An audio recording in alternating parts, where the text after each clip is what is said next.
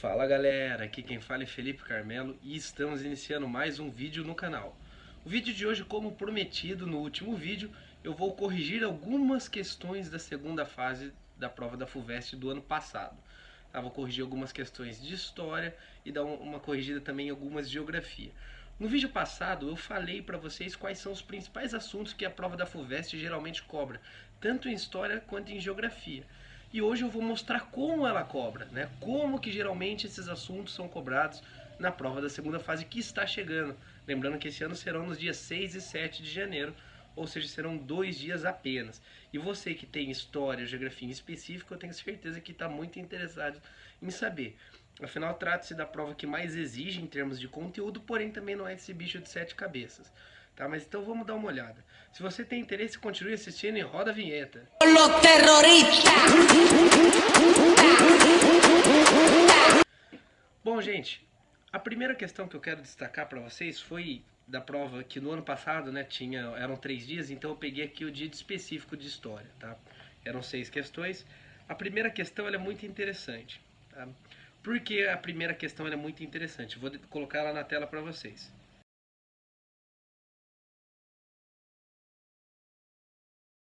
Por que ela é muito interessante? Ela é muito interessante porque é um assunto que a FUVEST adora e geralmente os outros vestibulares não exigem tanto, que é o quê?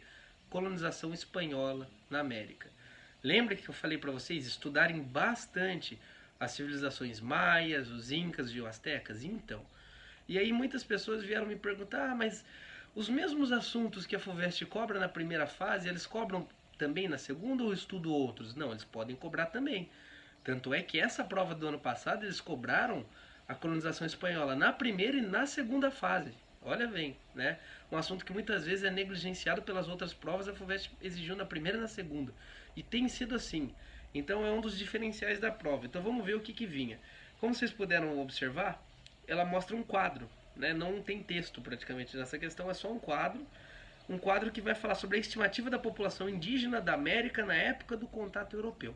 Aí coloca lá na América do Norte, no México, na América Central, no Caribe, nos Andes, na América do Sul. E qual a estimativa, quanto de população indígena tinha em cada região da América, né? E se vocês observarem bem o quadro com atenção, o que vocês percebem? Que a população indígena estimada no México e na região dos Andes é uma população muito alta, né? Uma concentração muito alta de indígenas nessas duas regiões, nos Andes e no México. Tá, e aí vem as perguntas, né? A e B. A. Explique as razões da distribuição geográfica desigual da população indígena no hemisfério americano no momento do contato europeu. Então, quando os espanhóis chegam na América, eles encontram muitos indígenas aonde? Principalmente no México e na região dos Andes, que é o que o quadro mostra. Mas por que tão desigual? Porque essas duas regiões tinham mais população indígena que as outras. Se a gente parar para pensar, a região dos Andes e do México é onde exatamente a gente encontraram-se, né? Essas sociedades que eu citei para vocês, os maias, os incas e os astecas. E eram sociedades mais desenvolvidas, né? Eram bem desenvolvidas, inclusive. Se a gente for pensar, por exemplo, em comparação aqui na América do Sul, pensar no Brasil, né? Na população indígena encontrada aqui no Brasil. Não quer, na verdade, o termo desenvolvido é equivocado até. Na verdade, aqui no Brasil se falou por muito tempo que os indígenas daqui eram pouco desenvolvidos, né? Não faziam nada, não trabalhavam, não tinham nenhuma sociedade tão desenvolvida. Na verdade não é isso, isso aí é uma visão preconceituosa, né? Toda a condição que a terra daqui, do território brasileiro, dava aos nativos, eles não precisavam ir atrás de muita coisa mesmo. Eles tinham alimento muito disponível na natureza, eles tinham vários rios, eles tinham água disponível, então eles não tinham que construir nada, por exemplo, nenhum canal, nenhum nada do tipo para racionar água, né? Porque problema de água não tinha aqui no Brasil. Também não tinham nenhum problema de alimento, tinham muitos frutos, caçavam muitos peixes, enfim, muitos animais. Então as condições aqui no Brasil permitiram que eles tivessem aquele tipo de vida, aparentemente mais tranquilo, né? Aparentemente menos desenvolvido, né? Agora, sociedades como nos Andes, olha as condições dos Andes, né? Muito mais difícil você viver numa altura daquela, numa altitude daquela. As condições eram bem mais complicadas, então você tinha que construir, você tinha que se proteger de uma série de coisas. não era tão fácil você plantar na região dos Andes, não é qualquer coisa que nascia. Enfim, eles tiveram que se desenvolver mais, tá? Assim como no México. Então essas sociedades elas acabaram, aos olhos do europeu, sendo mais desenvolvidas, né? Tendo aquelas pirâmides, tendo toda aquela estrutura. Então, nessa resposta, por que era tão desigual? Né? Simples. Pelas peculiaridades das regiões, que fizeram com que as sociedades dessas regiões do México e dos Andes se desenvolvessem mais, desenvolvessem uma agricultura. E tendo uma agricultura bem desenvolvida, toda a população começa a crescer normalmente. Né? Então, militarmente também falando, eles eram mais desenvolvidos. Então, por isso essas sociedades cresceram mais e se desenvolveram mais. Tá? Era essa a resposta que vocês precisavam dar, não precisava mais do que isso. Tá? Então, técnicas mais avançadas na produção de alimento, em instrumentos de combate, em ferramentas, tá? A questão da irrigação, que eles utilizavam muito também, como eu falei, aqui no Brasil não precisava, mas lá sim. Tá? Então é isso. Aí vem a B. O que a B pergunta? Lembrando que na FUVEST a B sempre é bem mais específica que a A. Vocês vão perceber isso. A B fala assim: compare as unidades políticas indígenas do México com a dos Andes, citando ao menos um padrão comum e uma divergência entre elas. O que elas tinham em comum? Pelo menos uma coisa em comum entre maias, incas e astecas, e uma coisa divergente entre maias, incas e astecas, né? Bom, aqui o que vocês poderiam citar, por exemplo, como comum é mais fácil. Todos eles viviam, por exemplo, num governo teocrático. Né? Ou seja, a questão dos deuses era muito importante. Era um governo onde o líder político também era um líder religioso. Então isso é muito importante, um governo teocrático, até o Deus. Então muito voltada para a religião. Eles viviam na religião, né? Quem nunca viu pode assistir aquele filme Apocalipto. Aquele filme Apocalipto deixa muito bem claro, né, sobre a sociedade maia. Bom, e uma divergência que a gente poderia citar? A gente poderia citar a questão da unidade política. Porque os maias eles tinham um governo, na verdade uma forma de organização voltada para as chamadas cidades-estado, cidades autônomas. Né? Eram as cidades-estados, cada uma com o seu governo. Já os incas e os astecas, não. Eles viviam sob um governo totalmente centralizado. Né? Então você tinha lá um líder que era líder de todos os outros. Não é como nas cidades-estados, por exemplo, dos maias, que cada cidade tinha, digamos assim, o seu governante, o seu líder. Não. Os incas e os astecas, você tinha uma pessoa lá, um líder ali que controlava toda a sociedade inca e toda a sociedade asteca. Era um governo centralizado. Então aqui você conseguiria responder essas duas. Mas como eu disse para vocês, quem não estudou esse conteúdo não conseguiria de jeito nenhum responder, principalmente essa B. Tá? Outra questão que eu queria falar com vocês aqui, vou pôr na tela aqui, era a questão de número 2.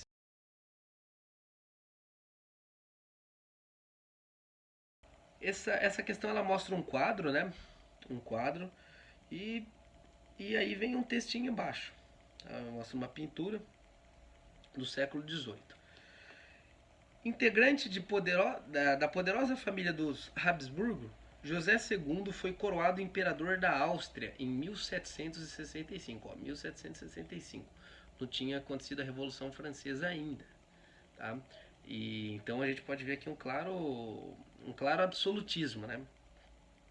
Um dos mais vigorosos centros de cultura europeia do século XVIII. Bom, a partir de elementos representados na pintura, aponte e explique duas características das sociedades europeias do período. Essa é muito simples. Bastava você lembrar do século XVIII, era uma questão mais geral. É para você falar da característica das sociedades europeias do século XVIII. Tirando a Inglaterra, que vivia numa monarquia parlamentar, as outras sociedades da Europa Ocidental viviam no quê? Num regime de absolutismo monárquico. Né? O famoso antigo regime, como depois ficou conhecido. Né? O que era esse regime, né? Esse absolutismo? Você poderia citar duas características do absolutismo. Simples. Poder absoluto nas mãos do rei. O próprio termo absolutismo vem disso, né? Você poderia citar isso. Já era uma das características. E que você pode ver na pintura, né? Porque tem que ser uma característica que você vê na pintura. E aqui você consegue ver, se você analisar bem a pintura, e ela ser colorida facilita bastante pra gente, né? Bom, está representando um imperador, né, o rei aqui, o José II, sendo coroado. Então, como a própria legenda disse. Então, mostra o absolutismo. E em volta dele você vê vários membros da nobreza e do clero. Então, outra característica aqui: nobreza e clero como classes privilegiadas. Lembrando que elas não pagavam impostos, que foi um dos grandes motivos, não apenas, mas um dos grandes motivos das ideias revolucionárias que desembocou na Revolução Francesa. Então, pensando aqui, você poderia citar essas duas características que são muito facilmente observadas no quadro. O luxo também, poderia citar o luxo. Olha esse palácio onde eles estão aqui, onde ele está sendo coroado. O luxo em que vivia a nobreza na época, né, das sociedades europeias. Então você poderia citar qualquer uma dessas, eram apenas duas características. Depois vem a B. E aqui, ó, muito mais específica. Explique por que José II é considerado um déspota esclarecido. Bom, se você sabe o que é um déspota esclarecido, você conseguiria até responder bem essa questão. O que é um déspota? O déspota é alguém que tem o poder centralizado para ele. Mas por que esses caras muitas vezes eram chamados de déspota esclarecidos? O que era ser esclarecido no século XVIII? O que é isso? Lembrando que o Kant escreve um texto, o que é o esclarecimento? E o Kant era um iluminista. Aquele cara que era conhecido como déspota esclarecido era um rei que tinha o poder centralizado, porém era um rei, vamos usar o termo hoje, né? Um rei mais moderninho, né? Mais liberal, digamos assim. Ao mesmo tempo que ele tem o poder centralizado, ele propõe medidas aí mais renovadoras. Então era aquele rei que, mesmo tendo o poder centralizado em suas mãos, ele utilizava-se de ideias iluministas do período, né? Como liberdade religiosa. O exemplo clássico que a gente teve aqui na história do Brasil foi quem? Marquês de Pombal, né? Que tentou laicizar o ensino e tudo mais, né?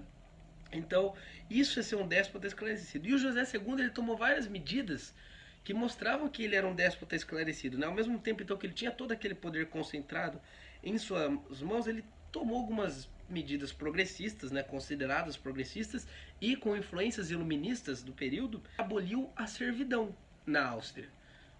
Isso já é uma coisa muito, era uma coisa muito avançada para o período, né? Ele também deu acesso aos não católicos, porque ali os Habsburgos eram uma, digamos assim, uma, como que eu posso dizer, um absolutismo, né, ligado à igreja, assim como era na França também, ligado à questão da igreja. Então o rei era considerado um ungido de Deus, então a laicidade não existia. E os iluministas, eles não eram contra a religião, mas eles eram contra o quê? Essa questão da religião com a política. Você não dá liberdade religiosa. E o José II foi nesse sentido também. Deu liberdade religiosa para as pessoas, né? Então você poderia citar essas duas coisas: a questão da liberdade religiosa para os não católicos também, e a questão do término da servidão. Tá? Assim você conseguiria responder. Mas se você soubesse o que é um déspota esclarecido, você já conseguiria tirar alguma nota explicando. Se você explicasse que ele tomou medidas iluministas, que ele tomou medidas consideradas progressistas para a época, mesmo tendo o poder concentrado e centralizado em suas mãos, você já acertaria grande parte dessa questão. Tá? Então, de história, eu queria resolver essas duas que eu resolvi com vocês, para vocês terem uma noção como que cai, né? A B geralmente ela é bem específica, então fiquem atentos, estudem bastante conteúdos que geralmente a USP cobra, tá? Por quê? Porque não é fácil. Tá? Vamos ser sinceros. Não é o bicho de sete cabeças, não é impossível, mas também está longe de ser fácil. Bom, agora falando de geografia, tem uma questão muito interessante, né? A primeira questão de geografia tá aí na tela para vocês.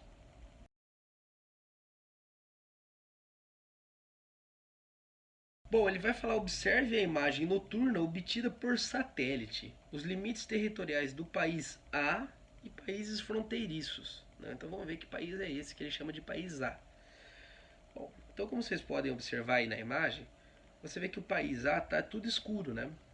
Sendo que ali os países que fazem fronteira com eles estão com várias luzes, né? O que é normal quando você tira uma imagem de satélite de cima no período noturno, né? Naquela região sai todas as luzes das casas, dos postes, né? E o país aqui, ele está totalmente apagado na imagem por satélite. E dá para perceber que ele é próximo ao Japão, então está ali no continente asiático, né? Que país será esse? Sendo que o seu vizinho de baixo está totalmente iluminado. Bom, identifique o país A e cite uma razão para o fato desse país, comparativamente a seus fronteiriços, aparecer na imagem como se estivesse às escuras. Então, que país é esse? como dizia a música, que país é esse? Bom, o país A, se você observar bastante, né, e perceber e conhecer um mínimo assim de história e geografia, você vai perceber facilmente que é a Coreia do Norte, né?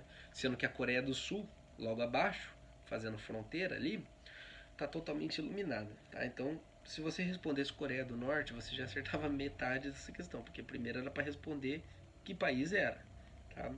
E citar uma razão, não precisa citar duas, tá, gente? Cite uma razão, tá? Para o fato desse país, comparativamente aos seus, aparecer como se estivesse às escuras, tá?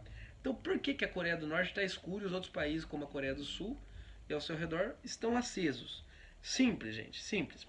Pelo desenvolvimento, a questão urbana. A gente sabe que a Coreia do Norte ela é menos desenvolvida, por exemplo, comparativamente com a Coreia do Sul, tanto em termos urbanísticos. Então, a população urbana da Coreia do Sul, por exemplo, é muito maior que a população urbana da Coreia do Norte. Então, as cidades, você tem muito mais cidades. Até porque a gente sabe que historicamente, desde o período da Guerra Fria, né, da Guerra das Coreias, a Coreia do Norte adotou, pelo menos falando, né, porque teoria é uma coisa e prática é outra, que adotou um regime mais socialista. Então não voltado para o consumismo e questão. Sendo que a Coreia do Norte, a Coreia do Sul, perdão, é um dos tigres asiáticos ali, né? Então é um país totalmente capitalista, totalmente em desenvolvimento, né? Um país muito avançado, onde você tem a produção de muitos aparelhos, de muita tecnologia. Então a Coreia do Sul, ela é muito urbanizada, ela é muito tecnológica, se comparada, por exemplo, à Coreia do Norte. Então, se vocês falassem isso, já estava certa essa questão. O padrão de consumo, a questão do capitalismo, tudo isso mostra por que a Coreia do Norte está apagada ali. A população urbana é muito menor, então isso mostra todas essas questões responderiam, tá? A questão do consumo da oferta de energia, né? A Coreia do Sul, pelo seu desenvolvimento capitalista, exige muito mais energia do que a Coreia do Norte. Então tá aceso o momento inteiro, tá? Bom, é, B, né? B. Explique, citando ao menos dois argumentos de ordem geopolítica, por que os Estados Unidos e alguns países da Europa Ocidental consideram esse país uma ameaça global e regional. Aqui já mexe com atualidades, né? Por que, que a Coreia do Norte, hoje, ela é vista pelos Estados Unidos e outros países como uma ameaça? Para quem acompanha minimamente jornal, hoje nem precisa, né? Se você está antenado aí nas redes sociais, sabe que a Coreia do Norte agora parou, né? Agora fez um acordo lá com o Donald Trump e tudo mais, mas até no começo desse ano a gente viu um clima muito tenso, né? Entre Coreia do Norte e Estados Unidos. Pela questão do quê? Pela questão dos testes nucleares que a Coreia do Norte havia fazendo. Então a Coreia do Norte, ela por muito tempo ficou fazendo testes nucleares, inclusive testes nucleares em território do Japão. Aconteceu isso.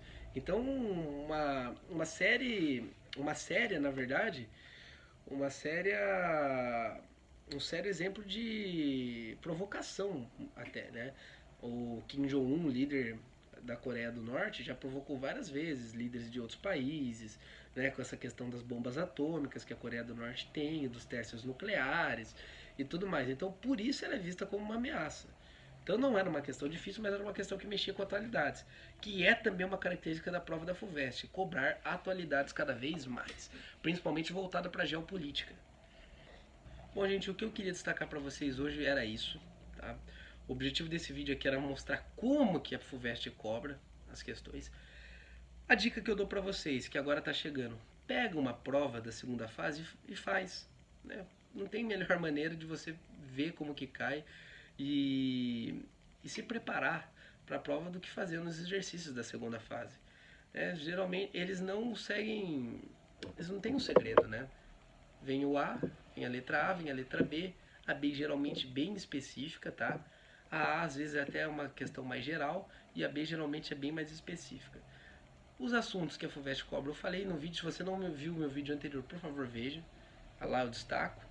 E eu espero que vocês tenham gostado. Se gostaram, deixe um like aqui embaixo que me ajuda muito. Se inscreva no canal se não está inscrito ainda, que em breve terão mais e mais vídeos. Estarei aqui ajudando vocês o tempo todo, sempre que precisar. Deixa no comentário sugestões que eu sempre estou respondendo. Um forte abraço, gente, e até a próxima.